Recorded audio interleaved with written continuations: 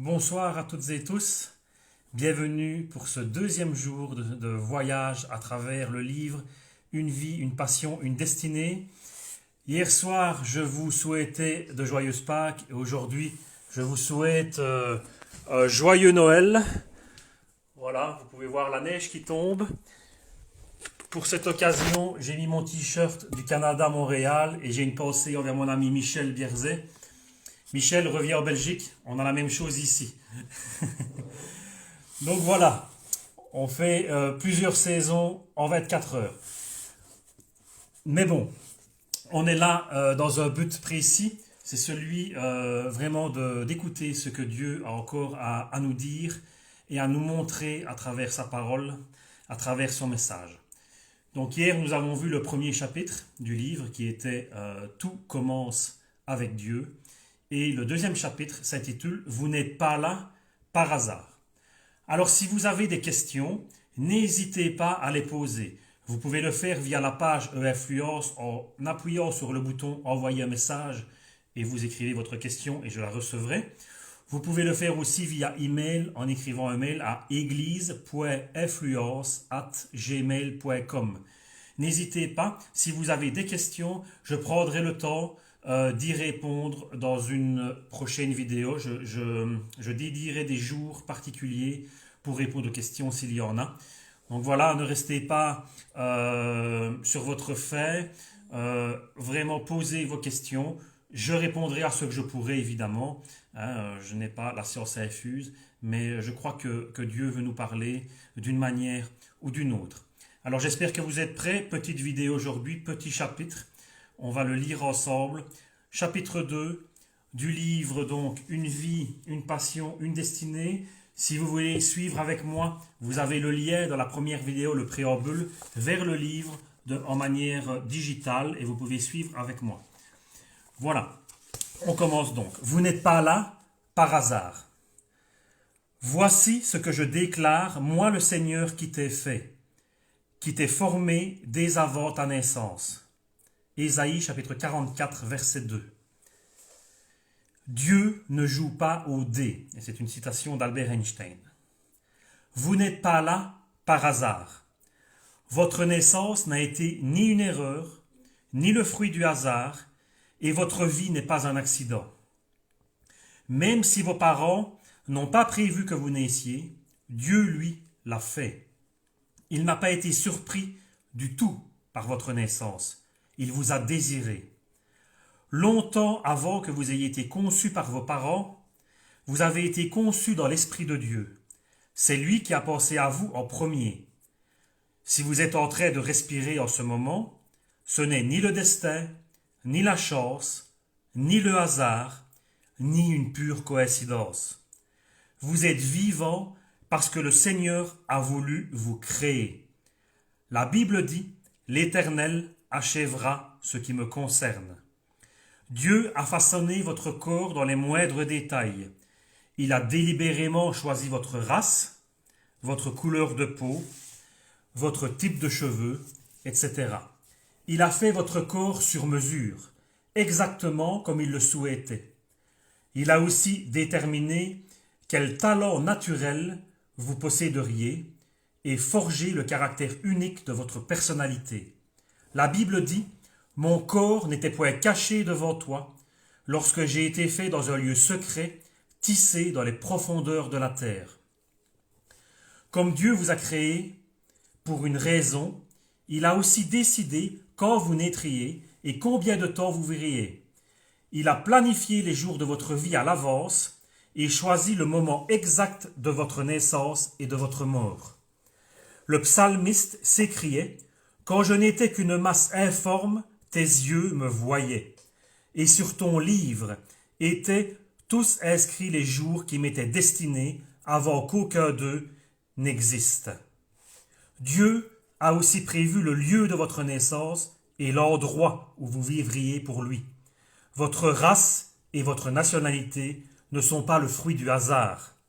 Dieu n'a laissé aucun détail au hasard. Il a tout prévu pour son dessein. La Bible déclare « À partir d'un seul homme, il a créé tous les peuples pour qu'ils habitent toute la surface de la terre. Il a fixé des périodes déterminées et établi les limites de leur domaine. Rien n'est arbitraire dans votre vie. Tout a une raison précise. Plus stupéfiant encore, le Seigneur a déterminé comment vous naîtriez.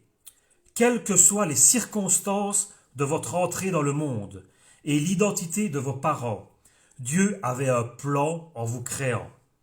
Peu importe que vos parents aient été bons, mauvais ou indifférents, le Tout-Puissant savait que ces deux personnes possédaient exactement les caractéristiques génétiques qui lui permettraient de créer l'individu unique, vous. Vos parents avaient l'ADN avec lequel Dieu souhaitait vous façonner. S'il y a des parents illégitimes, l'inverse n'est pas vrai. Beaucoup d'enfants ne sont pas désirés par leurs parents, mais Dieu les a voulus. Le plan de Dieu a pris en compte l'erreur humaine et même le péché. Jamais le Seigneur n'accomplit quoi que ce soit par hasard. Et il ne se trompe jamais. Tout ce qu'il crée, il le fait pour une bonne raison. Toutes les plantes et tous les animaux ont été prévus par Dieu, et chaque personne a été conçue dans un dessein précis. Le mobile de Dieu en vous créant, c'était son amour. La Bible nous explique, bien avant d'avoir posé les fondements de la terre, il nous avait en tête, et nous avait positionnés comme le point focal de son amour. Traduction littérale. L'Éternel pensait à vous avant même de créer le monde. En fait, c'est pour cela qu'il a créé le monde. Le Seigneur a conçu l'environnement de cette planète pour que nous puissions y vivre. Nous sommes l'objet de son amour et l'élément le plus précieux de toute sa création. La Bible dit, il a voulu lui-même nous donner la vie par sa parole, qui est la vérité, afin que nous soyons au premier rang de toutes ses créatures. Voilà à quel point Dieu vous aime et vous apprécie. Le Seigneur n'est pas un improvisateur. Il a tout prévu avec une grande précision. Plus les physiciens, les biologistes et les autres scientifiques ont appris de choses sur l'univers, plus nous comprenons à quel point ce dernier est exactement adapté à notre existence et fait sur mesure avec les caractéristiques uniques qui ont rendu possible la vie humaine. Michael Denton, spécialisé dans la génétique moléculaire humaine à l'université d'Otago en Nouvelle-Zélande, a conclu « Toutes les preuves disponibles dans les sciences biologiques soutiennent la proposition fondamentale selon laquelle le cosmos est un tout conçu de façon précise et que la vie de l'espèce humaine est son but et son dessein fondamental. C'est un ensemble dans lequel toutes les facettes de la réalité tirent leur sens et leur explication de ce fait central. Des milliers d'années auparavant, la Bible disait déjà la même chose. Le Dieu qui a formé la terre et qui l'a faite, celui qui l'a établie, qui ne l'a pas créée pour être vide, qui l'a formée pour être habitée. Pourquoi le Seigneur a-t-il fait tout cela? Pourquoi s'est-il donné la peine de créer tout un univers pour nous? Tout simplement parce qu'il est un Dieu d'amour. Ce genre d'amour est difficile à concevoir, mais nous pouvons nous reposer dessus en toute confiance. Vous avez été créés par amour. Le Seigneur vous a façonné afin de pouvoir vous aimer. Vous pouvez bâtir votre vie sur cette vérité. La Bible atteste que Dieu est amour. Elle ne dit pas que Dieu a de l'amour, il est amour. C'est l'essence même de son caractère. La communion de la Trinité se caractérise par un amour parfait, si bien que Dieu n'avait pas besoin de vous créer. Il n'était pas seul. S'il a voulu le faire, c'est pour exprimer son amour. Il a dit « Vous que j'ai pris à ma charge dès votre origine, que j'ai porté dès votre naissance. Jusqu'à votre vieillesse, je serai le même. Jusqu'à votre vieillesse, je vous soutiendrai. Je l'ai fait et je veux encore vous porter, vous soutenir et vous sauver. Si Dieu n'existait pas, nous serions tous des accidents, le résultat d'un hasard astronomique de l'univers. Vous pourriez cesser de lire cet ouvrage, car la vie n'aurait ni but, ni finalité, ni signification. Il n'y aurait ni bien ni mal, ni lueur d'espoir au-delà de vos brèves années ici-bas. Mais il existe un Dieu. Il vous a créé pour une raison précise, et votre vie a un sens profond. Nous ne découvrons cette signification et ce dessein que si nous faisons du Seigneur le point de référence de notre vie. La Bible anglaise, la traduction, le message, de message en anglais, paraphrase ainsi, c'est une traduction qui est assez paraphrasée. Dans Romains 12.3, elle paraphrase comme ceci: le seul moyen de nous comprendre nous-mêmes est de considérer ce que Dieu est et ce qu'il a accompli pour nous. Ce poème de Russell Kelfer résume bien le problème. Vous êtes tel que vous êtes pour une bonne raison. Vous faites partie d'un plan complexe. Vous êtes un être précieux et tout à fait unique, un homme ou une femme particulier de Dieu. Vous avez l'apparence que vous avez pour une bonne raison. Notre Dieu ne se trompe jamais. Il vous a tissé dans le ventre maternel. Vous êtes exactement ce qu'il a voulu. Vos parents, il les a choisis pour vous. Et quoi que vous pensiez, ils ont été conçus selon le plan de Dieu. Et ils portent le sceau du Maître. Non, votre traumatisme n'a pas été facile à porter, et Dieu a été peiné de vous voir tant souffrir. Mais il l'a permis pour forger votre cœur, afin que vous lui ressembliez davantage. Vous êtes tel que vous êtes, pour une bonne raison. Vous avez été formé par la verge divine, vous êtes tel que vous êtes, bien-aimé, parce que Dieu existe. Amen. Voici fini le 2e chapitre donc de notre voyage. Aujourd'hui, l'idée à méditer, c'est « Je ne suis pas le fruit du hasard ». Le verset à apprendre est celui-ci: « Moi le Seigneur qui t'ai fait, qui t'ai formé dès avant ta naissance ». Ésaïe 44, verset 2.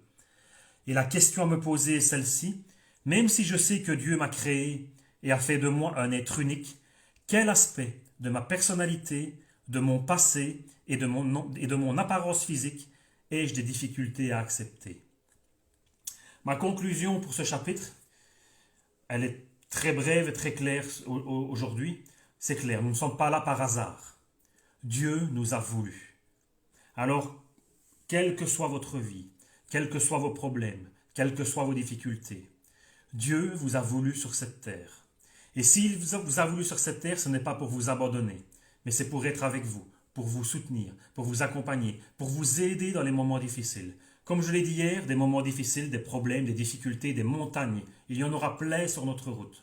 Mais nous pouvons avoir cette confiance que Dieu est avec nous et qu'il va nous aider à escalader ces montagnes. Amen. Une chose importante aussi, c'est que Dieu nous connaît dans les moindres détails. Il n'y a pas un détail qui échappe à Dieu. Il n'y a pas une chose qu'il ne connaît pas sur notre vie. Il connaît tout de nous. Il connaît tous nos détails. Et comme je l'ai dit hier, si Dieu connaît autant de choses sur nous, puisqu'il nous a créés, il nous connaît parfaitement, et il nous a créés avec son amour, et s'il nous a créés avec son amour, c'est qu'il veut le meilleur pour nous. Il nous a fait tous différents, nous sommes tous uniques, nous avons tous des dons et des talents différents, et c'est ça la richesse du peuple de Dieu. C'est que nous sommes tous différents, tous uniques, tous avec des dons et des talents différents, mais grâce à l'amour de Dieu, nous pouvons être unis tous ensemble et travailler et le servir. Amen, n'est-ce pas? Voilà, je vous encourage vraiment à vous accrocher à Dieu et à continuer ce voyage tous ensemble. Demain, de nouveau, rendez-vous à 20h pour le 3e chapitre qui nous amènera dans « Qu'est-ce qui conduit votre vie ?» Voilà, je vous souhaite une bonne soirée, joyeux Noël. Alors je rigole. Profitez des moments avec votre famille et profitez des moments avec Dieu dans ces moments où nous sommes confinés. Prenez le temps de réfléchir à ce que nous lisons simplement 15 minutes par jour. Réfléchissez, répondez à la dernière question pour vous-même. Et si vous avez des questions, comme j'ai dit, envoyez-les-moi et on y répondra ensemble, car ensemble, nous avancerons vers la gloire de Dieu. Bonne soirée à tous, gloire à Dieu. Amen.